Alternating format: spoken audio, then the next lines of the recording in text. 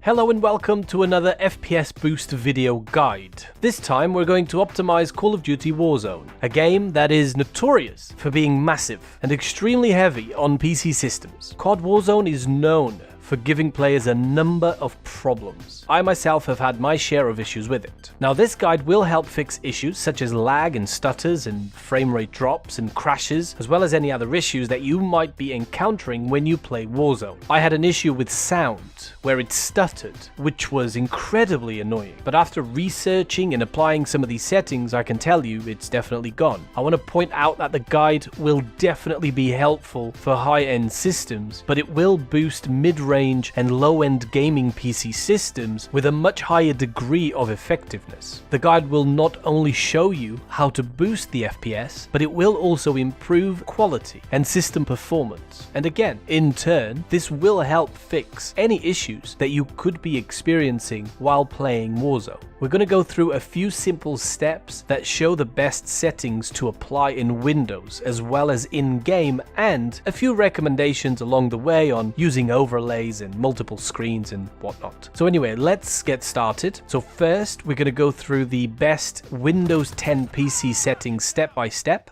Step number 1, clean out your shader cache. I cannot stress enough how important this is. It should always be the very first thing that you do. There's a link in the description for a video that shows you exactly how you do that if you don't know how to do that. Step 2, to ensure you get the most out of your PC whilst you game, I highly advise that you switch off every overlay and background application while you play. Things like Steam, Nvidia GeForce, Xbox Game Bar, Discord, even River Tuner, and any others that could affect the performance while you game. This is mostly for players with low-end gaming systems that need all the power they can get, basically. To turn the Steam overlay off, just head into the Steam setting menu, click in-game, and untick the box that says enable the Steam overlay while in-game. To turn off the Nvidia GeForce overlay, open up Nvidia GeForce Experience, click on the settings icon, go to general, and switch off the in-game overlay. For Xbox Game Bar, using the Windows search bar, type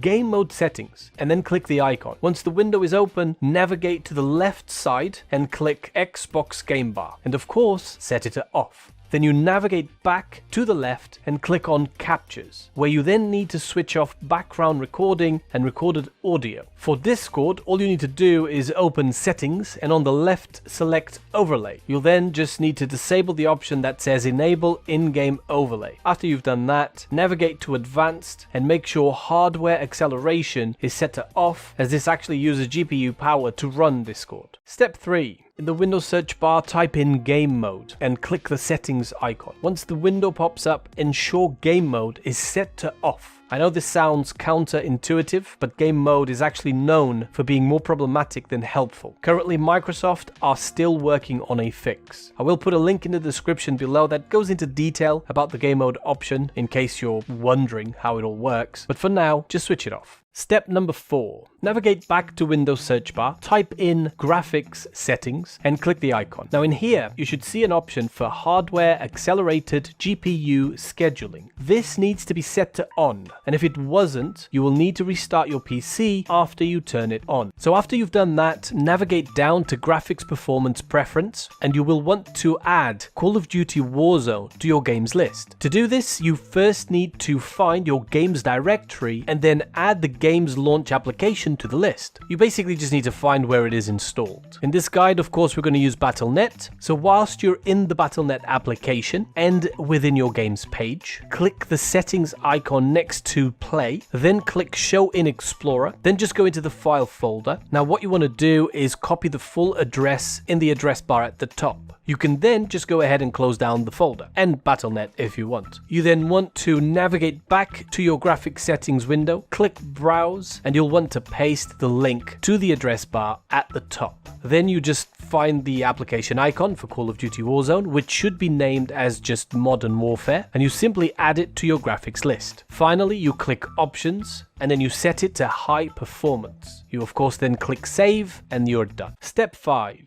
Go back to the Windows search bar once again, type in Power Plan and click Edit Power Plan. At the very top, click Power Options, and under Preferred Plans, ensure High Performance is selected. Step 6. If you have multiple screens, I would advise to only have one screen on when you play. If you press the Windows key and P together, you will bring up a menu that lets you select which screens to have on. Okay, so now we're going to dive into the game and we're going to change a couple of things. For display mode, for Call of Duty Warzone, you definitely need to have it set to full screen for best performance. The display monitor, well, obviously you want to use your own monitor. The display adapter will be your graphics card. Screen refresh rate needs to be what your monitor's refresh rate is. Mine is 144 Hz, so I set it to 144. For render resolution, it is extremely important that you have it set to 100, which basically sets it to your native resolution, and then you just leave it be. Do not mess around with that setting, there is no need.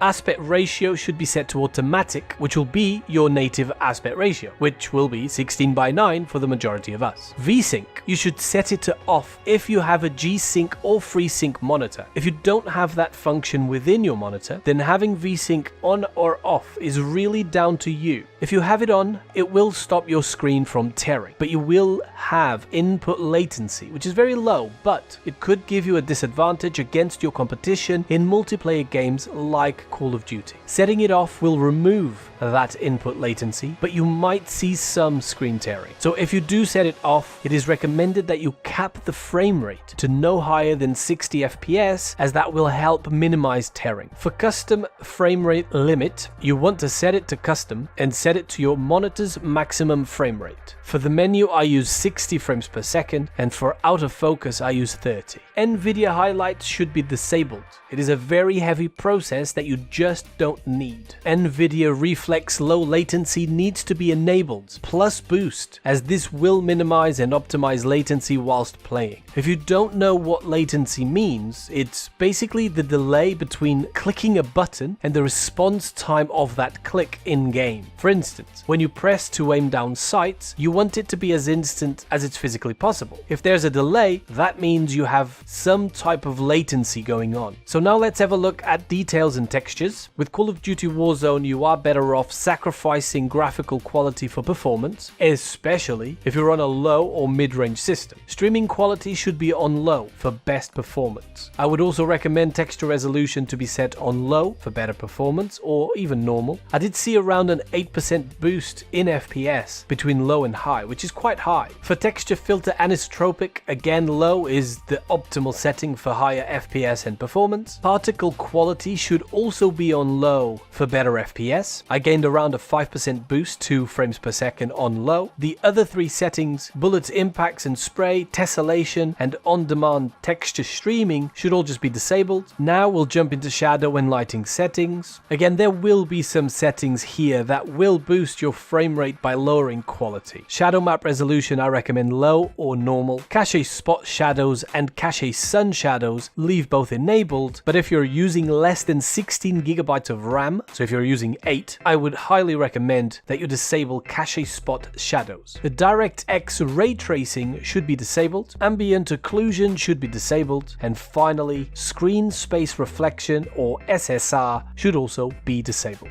Lastly, post-processing FX settings. You can leave filmic strength as it is, but then everything else can be disabled. Anti-aliasing, depth of field, world motion blur, weapon motion blur, film grain, and dynamic resolution.